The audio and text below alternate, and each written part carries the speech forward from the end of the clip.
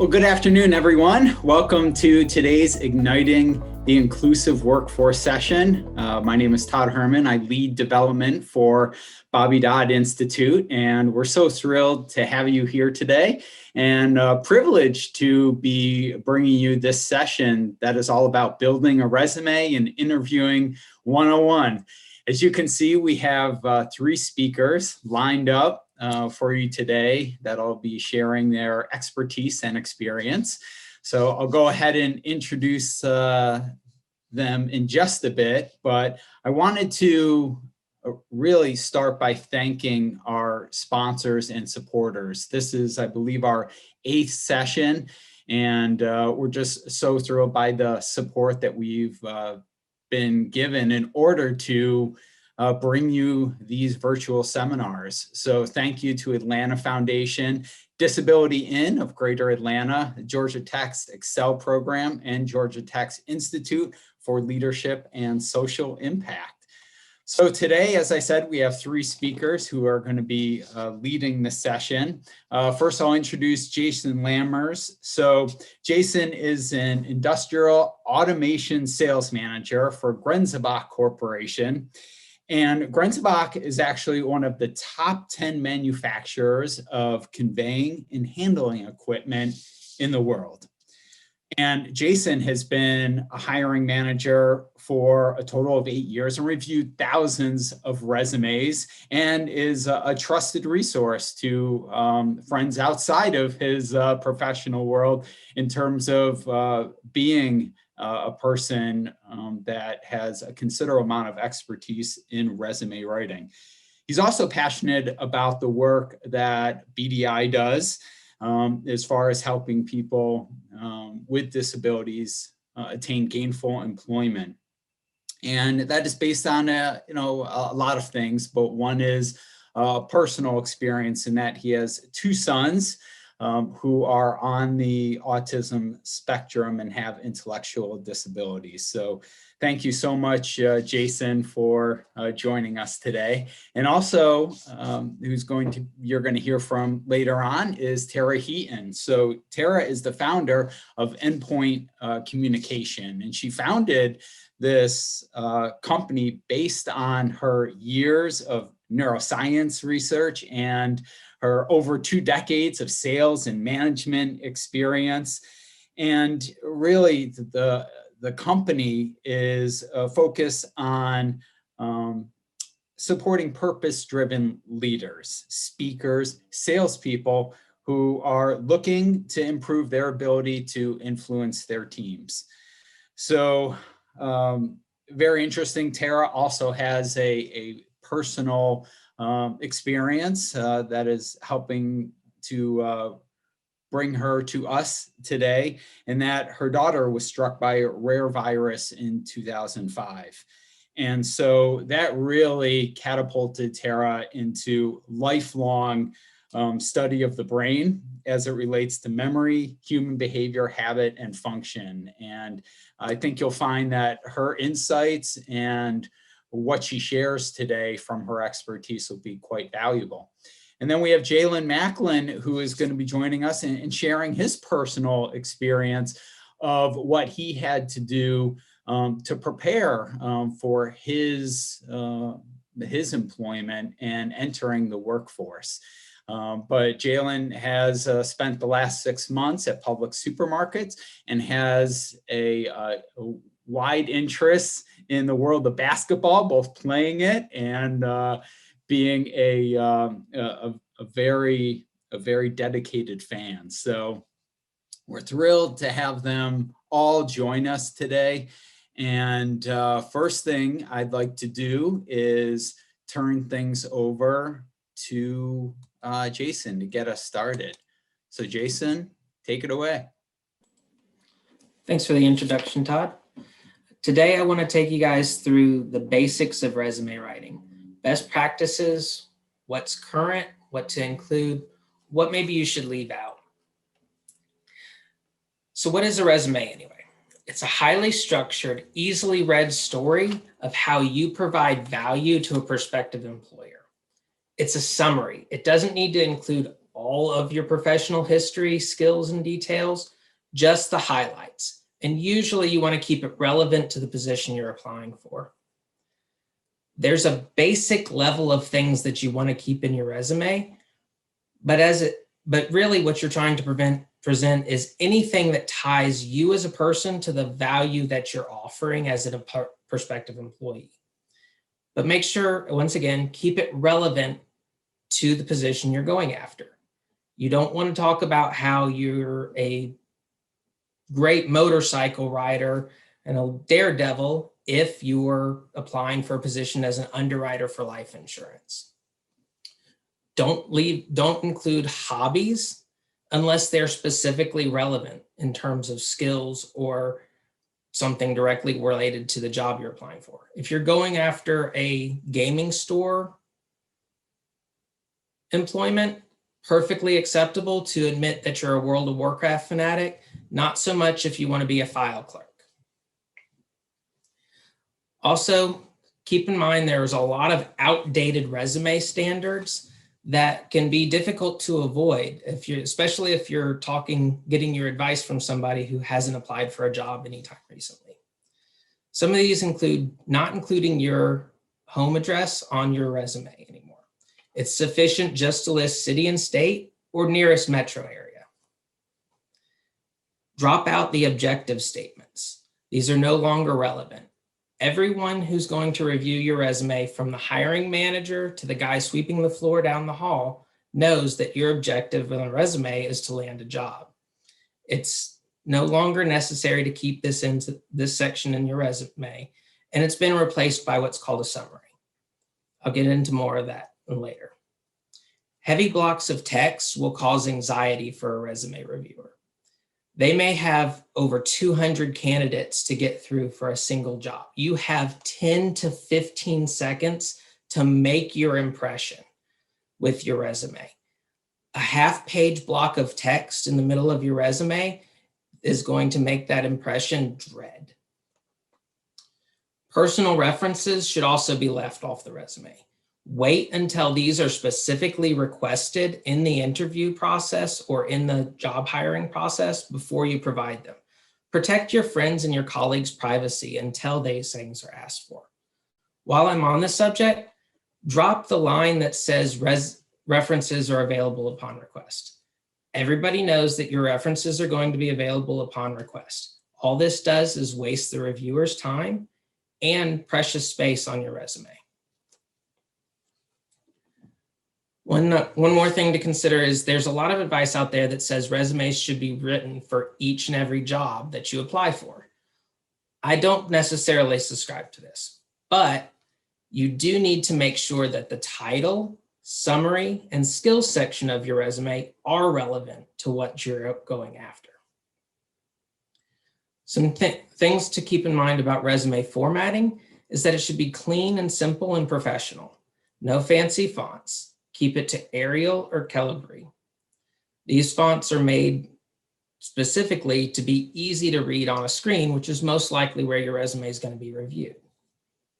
Italics, bold, and size variations are acceptable for adding variation throughout your resume, but it should stay in one standard format. Don't switch font types in the middle of the resume.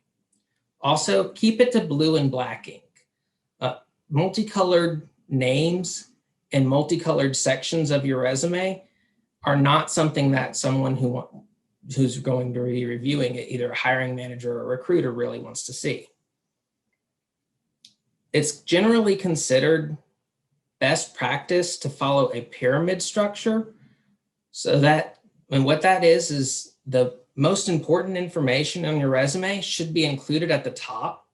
And then below that, you fill in the supporting details. Now that we've gone through a little bit of the structure, I want to take you into the different parts, the critical parts of the resume, and show you some examples of that. Sorry, wrong screen.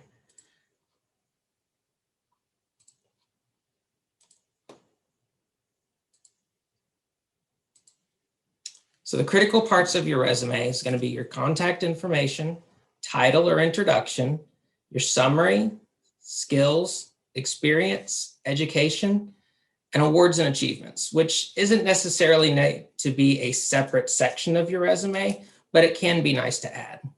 Let's go into a little bit of detail in each section.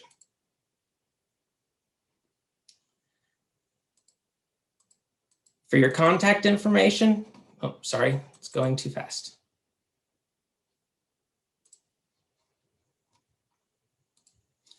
Your name should be at the top of the page in nice, large, bold font, typically at least 18 points. Your contact information needs to be easily located near the top and should include a telephone number, email address, and city and state, or your metro area.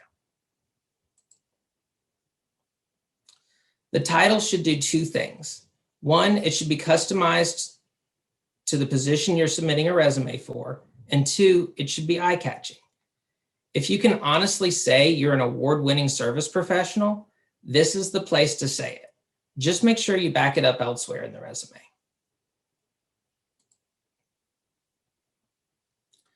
Your summary is going to be the heart and soul of your resume.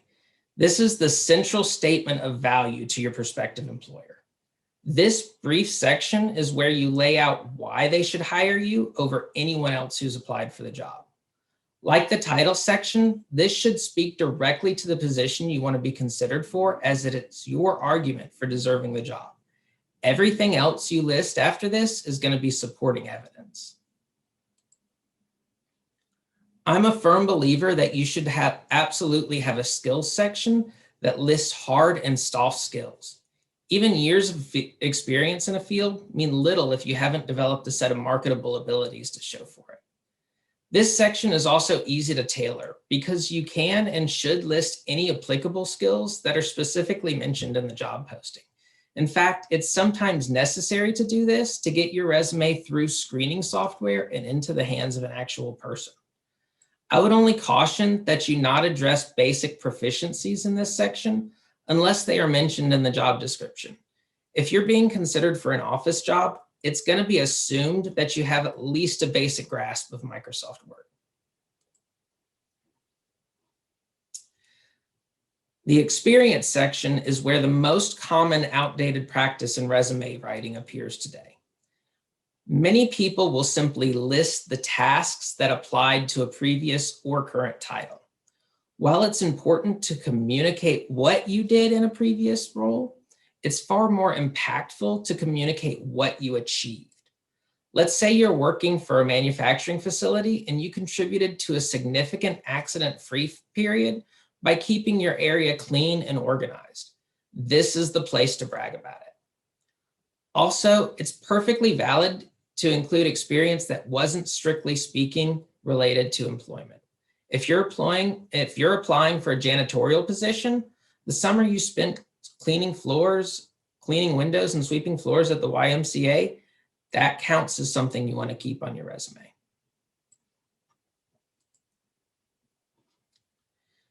Your education should be a short, simple list of degrees and certificates earned. List the level of your degree, such as master's or GED or bachelor's, field of study, if applicable, and any honors achieved. This isn't the place for humility. If you were awarded the certificate or degree more than 5 years ago, it's no longer considered necessary or even appropriate in most cases to list the year of completion. Since the year of graduation is a good indication of your age, it's also possible that listing it will open you up to discrimination. The limited exceptions to this rule are some technical degrees where the year of completion is considered essential, but for the general population, it's best not to go there for something that isn't recent.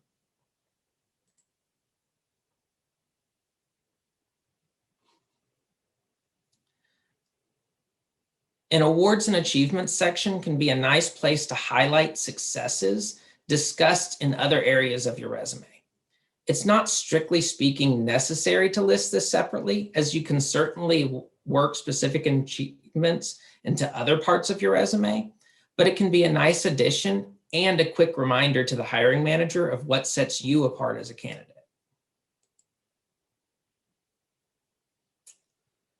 Sometimes dealing with employment gaps means getting a little creative. Just remember to be careful to avoid falsehoods and that volunteer experience is still valid. A few years ago, I was helping a friend named Al write a resume for an aftermarket parts job he was applying for. Al is a very capable customer service manager, but he had not worked for about 3 years after his wife passed away. When he was ready, or more specifically needed to get back into the job market, we were a little flummoxed as to how we were going to handle the gap. So I asked what kept him afloat. He answered, "I have some rental properties my parents left me, and I've been scraping off the income from those." Suddenly, his employment gap didn't seem so bad.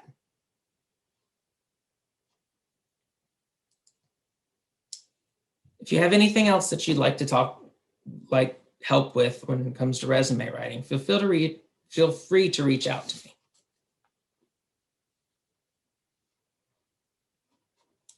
Okay, how do I turn this back over?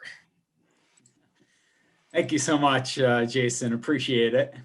And a wealth of information to everyone who's joined us. I do want to remind you that have an opportunity, if you'd like, to go ahead and submit any questions, either in the chat box or in the Q&A feature. But at this point, I'd like to turn things over to Tara. So take it away, Tara. Thank you. Excellent. Thank you so much, Jason. You teed me up beautifully. And Todd, you all give me a thumbs up if you can hear me okay. All good. Okay. Excellent. So thank you for that introduction and sharing a little bit about my story. I thought it might be helpful just to go a little bit deeper into that. And then we'll talk about our audience and what potentially could fuel them into having amazing interviews and earning new jobs. So with that, I will share my screen.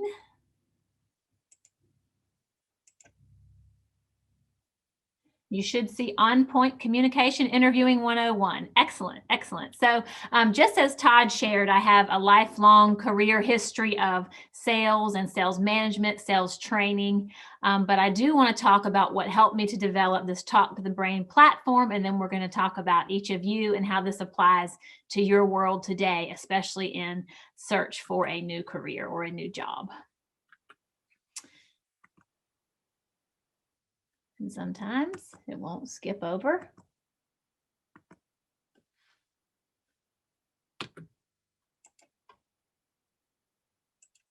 Okay, let's try this one more time.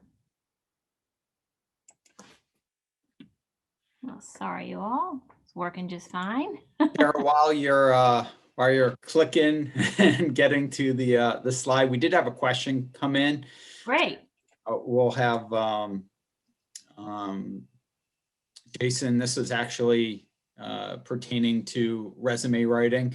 A question came from Ken as he works a lot with high school students and wanted to know what are some tips for them entering the job market and what to put on their resume. Definitely you want to include anything that you did extracurricular activity wise. I would say make sure that you're keeping in mind not just sports and different things related to the school, but anything that you did that was just above and beyond your normal school and academic studies.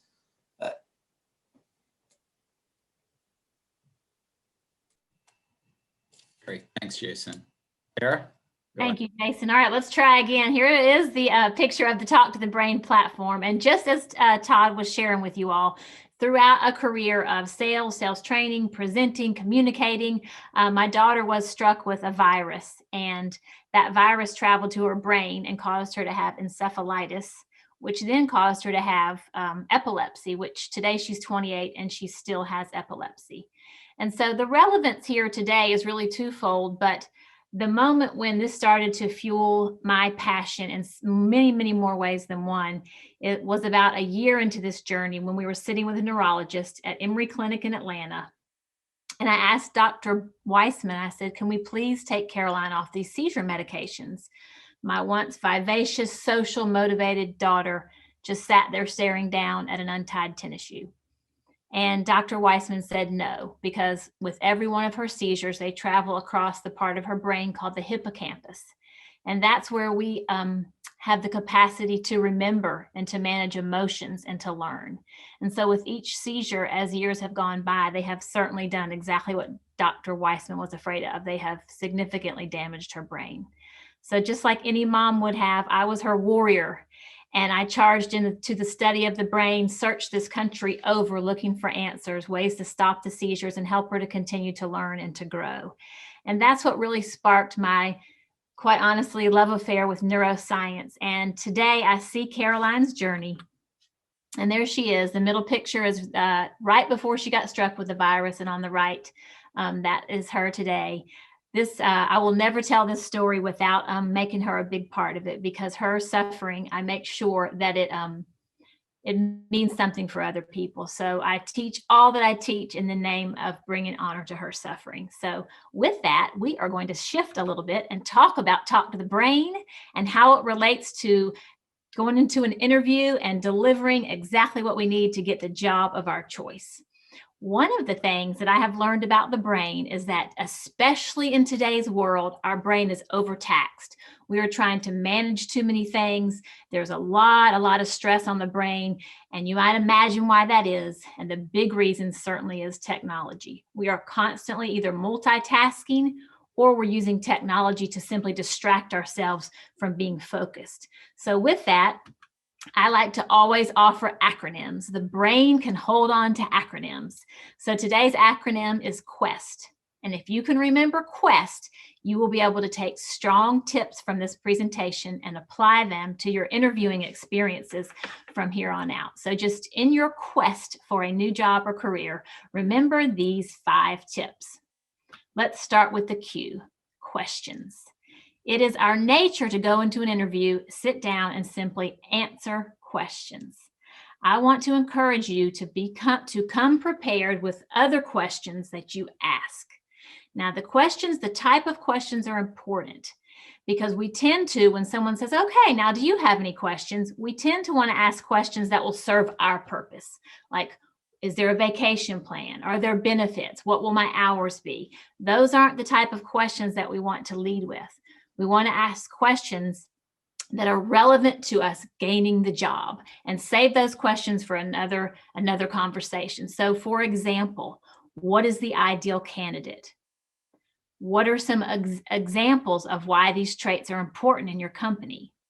Questions that surround the words what, why, and how, so that you're really trying to understand what the interviewer is looking for and why that matters. This shows that you care. So again, just encourage you to ask questions about exactly what they're looking for, and do this early on in the interview if you have the opportunity, because this is fuel.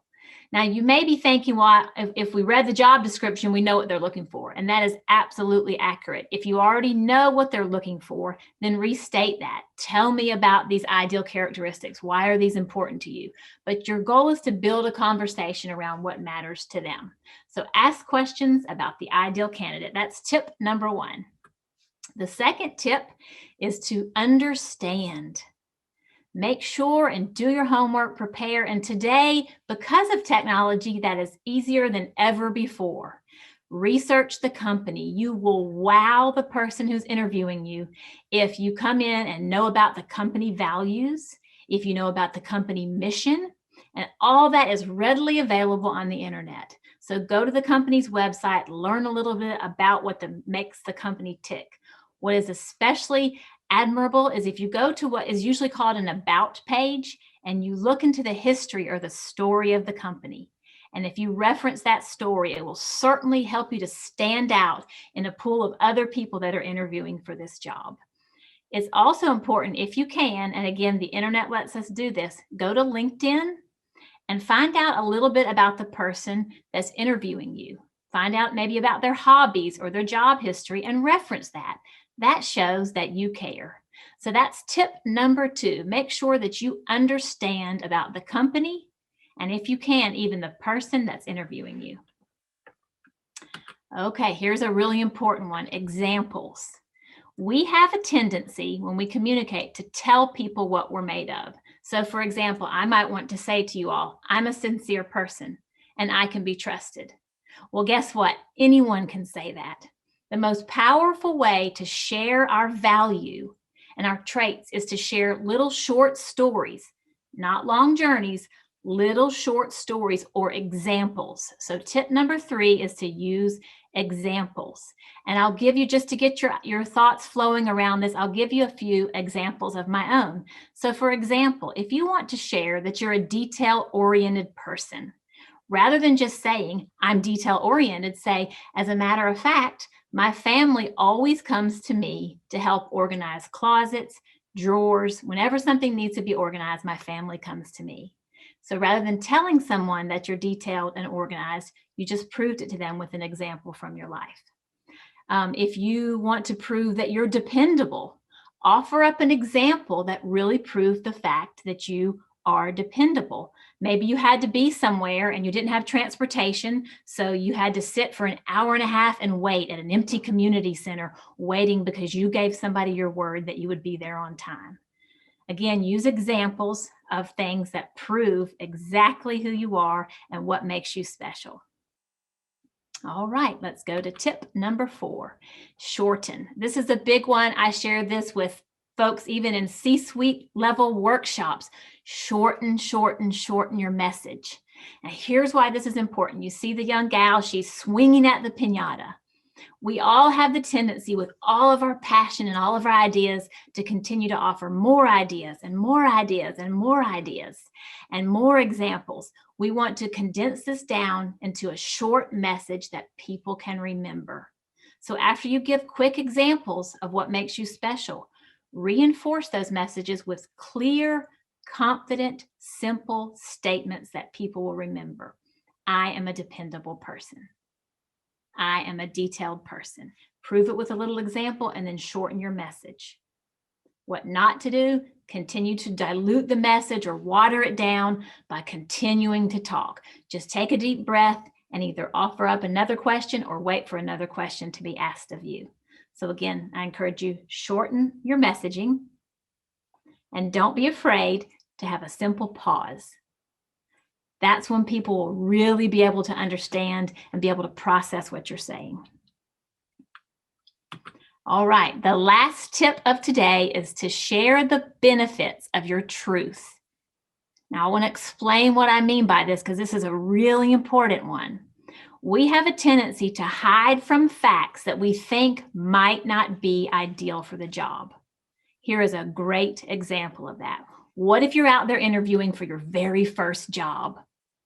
And you know in the back of the minds of the person interviewing you, they may be afraid of that.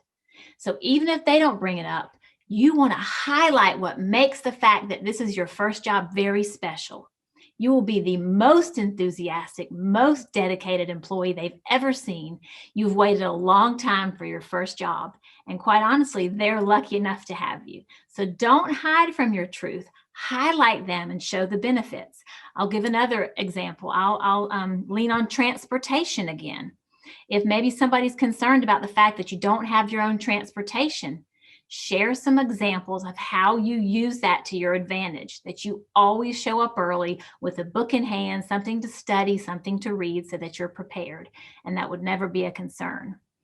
If there is, as Jason mentioned, if there's a gap or something on your resume that maybe is not ideal, for example, let's say you worked at Macy's for only 2 months, and that might look like something negative. If someone asks you about that, what happened at Macy's? You were only there for a few months. Just share what you learned from it if it wasn't a positive experience. So what happened at Macy's is I learned that I was naive and I was immature. And that was a great example and a great opportunity for me to bring a better employee to you. Don't hide from your truth. People will sense that. Whatever your truth is, your circumstances, your challenges, before you go into an interview, think a lot about how those challenges or your special circumstances make you an ideal candidate for someone who's going to hire you.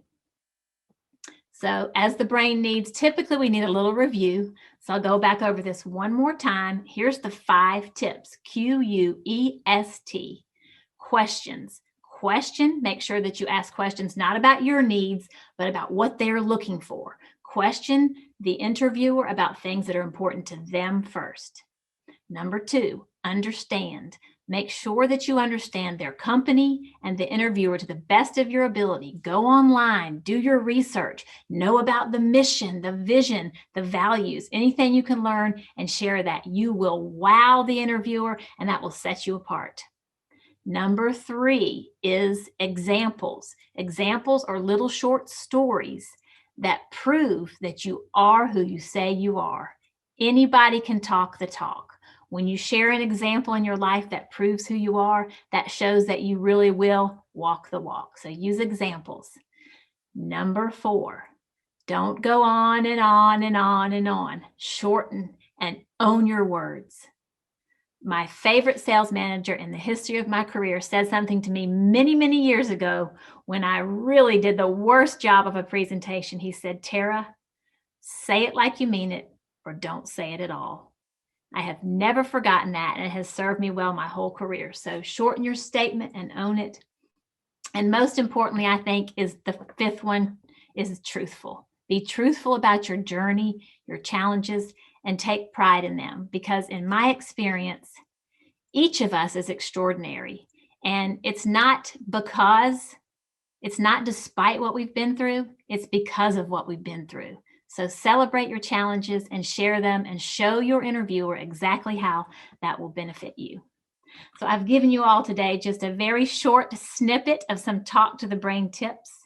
And I wanted to put my information up as well. If I can be helpful to you in your journey to look for a job or a career or in communications anyway, it would certainly be my honor. So with that, I'll turn it back over to you, Todd. Thank you all so much. Thank you so much, Tara. That was great information. I am curious, have a question. You had mentioned that I think in the first letter, the Q is question, and you had shared an example of asking what would the ideal candidate look like. I was wondering if there were a couple of other like go-to questions for somebody who, you're on the spot in a live interview and you're doing a lot of thinking. You might shut off the ears a bit because you're nervous and you're just trying to think of what you'll say next.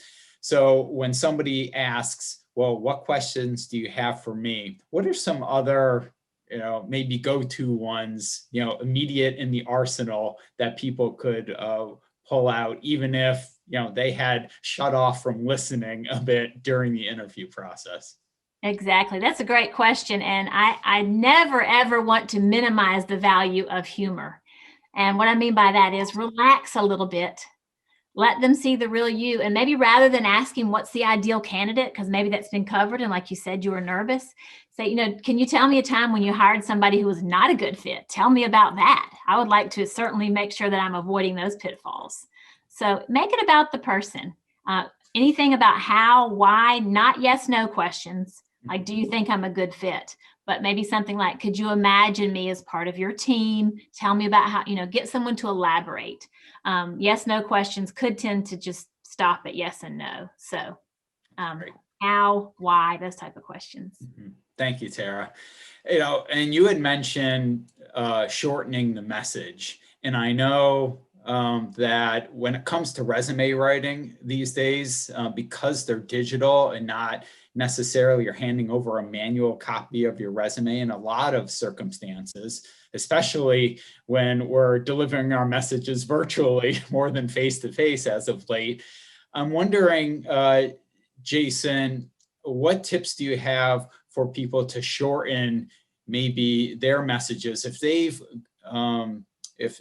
held a series of jobs and they want to put everything that they did on a resume? What's kind of the rule of thinking in terms of what's too much these days versus not enough when it comes to sharing your work experience? You really want to stop at unless the last 10 years of experience has been one position within one organization, you really want to stop at 10 years of experience of your career. and keep the length to no more than 2 pages. One great way to do this is if you have something that you would normally block out, like a story that you try to tell. Stories are okay in resume as long as they follow the PAR, which is PAR. It's problem, action, result format. So you tell about a problem that you encountered, an action that you took, and the result. Now make sure that these for resumes, obviously your PARs all need to be, the result needs to be extremely positive. But that's a good way to make sure you shorten the stories of your achievements, is that keep it to 3 simple sentences where you just address a problem, action, result. And always, always, always, if you can do this quantitatively, where you can say an amount of money that you either earned or saved for your company, that's good. But just as I said during my talk, if you're telling a long story in your resume, or you're blocking out text to try to cover everything, all you're going to do is lead to anxiety from the reviewer's perspective. That's good. Problem, action, and result. A lot of people will share their activity, what they did, but not what happened as a result of what they did. So I think that's really good advice. Tara, you covered quite a few don'ts as you were going through and talking about interviewing. I'm wondering, Jason, are there a few don'ts that you'd like to share? I think you just shared one of them. Don't go on too long. Don't make it a long, elaborate story of any past job. But are there any other don'ts that would, if used, would result in a resume being passed over almost immediately? What are some really quick tips that you could share? Don't use jargon unless it's going to be specifically recognized by everybody involved in the interview and review process. A lot of times an HR or recruiting person that's going to be reviewing your resume before the hiring manager ever gets it won't be familiar with every single technical term that's used. So if you're a bunch of jargon into your resume, it can confuse the first person who's acting as a gatekeeper before the person who would even understand that sees it. So 1, I would say don't use jargon. 2, this is more of a do, but double check, make sure there's no spelling or grammatical errors throughout your resume. Those can really be red flags, even on a quick review. Somebody who's been, looking at these things day in and day out, that's going to immediately get you set to the side unless you're really, really super strong elsewhere and they don't have many candidates. That's great. And I think the tip about jargon plays really well into the on-site or virtual interview as well. If you're talking and using even business speak, drill down, think outside the box, people are so used to hearing those phrases that they may miss some of the important things that you're saying. So I see Tara's nodding her head. So Tara, one last question that I had for you is that going back to being either on camera or being the subject of an interview can be unnerving for some folks, and they can be very uncomfortable with any silence and fill that silence with words like and and so I'm wondering if there's any quick tips that you had for people when they realize that they are filling the gaps with that type of phrasing. Oh, yes, this is one of my favorite topics. As a matter of fact, I wrote a blog recently called Killer Fillers, and that's what I call these words. And some of those have become trendy today, like kinda and sorta. That really dilutes and it really just mitigates and softens your message. The only way to overcome those is to start to listen for them. And every time you find yourself about to say something like so, like, and is to breathe and smile. That shows confidence, that shows ease, and eventually it will feel more natural. people rush through because of nerves. But if you speak a little bit more slowly than what feels comfortable, people will be able to process what you're saying. And that tends to eliminate the likelihood of saying things like kinda, sorta, and no killer fillers. Killer fillers. Love it. Well, great. Thank you again so much to both of you. At this time, I want to introduce and really bring on an individual who has gotten to the other side, who went through the resume and interview process and now has been gainfully employed.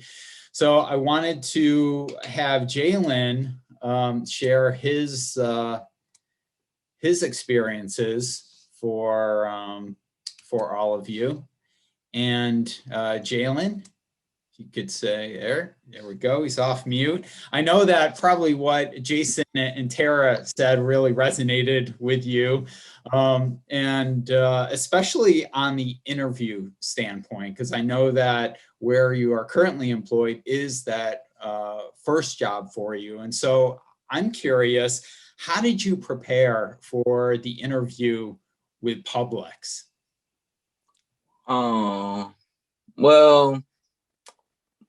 my employment specialist, Miriam Lewis, and I were actually like just pretty much every week or so, or maybe even every time we met, we would do like mock interviews.